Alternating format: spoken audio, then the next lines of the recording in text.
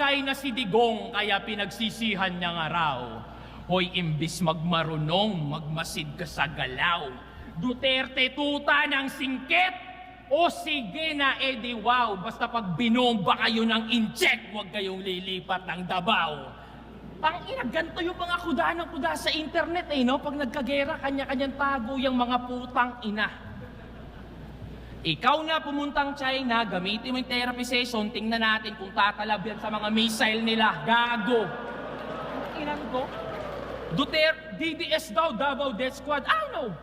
Di kita masasagot sa ganung paksa na yung krimen sa ganung paraan napupuksa. Pero kung totoo man, ba't ako magre-reklamo sa ganung banda? Parang kinukompliment mo lang na DDS ang dailan, but safest city kami sa buong bansa.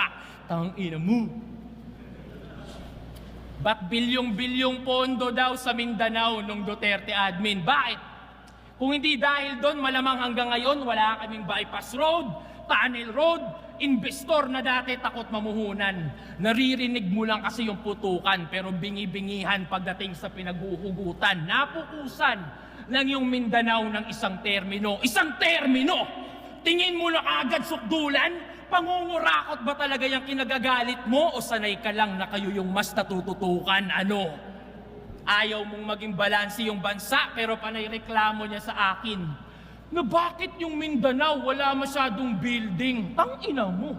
Tinuturing na food basket yun sa atin. Preskong prutas, murang bigas, karamihan doon nang gagaling. Sa bakod namin tinatanim pero nasa mesa nyo yung pagkain. Ilan to? Dahil lang sa personal ng motibo kung saan na napupunta? Gusto mong punuin ang building yon? Bakit? Handa ka bang magutom ka? Pero kahit anong pangit ng yung bunganga, wala kang narinig na nilait ko yung politiko mo doon ka sa akin humanga. Kanya-kanya tayo ng pinagdaanan. Ba't kita didiktahan sa kung ano ang tama? Walang nananalo sa gantong debate pero talo yung walang pangunawa. Tandaan mo yan. At doon tayo nagkakapareha. Parehong merong hinaing, pareho din na may reklamo. Pero di sapat yung piling lang edukado, dapat danas mo yung hirap ng mga tao.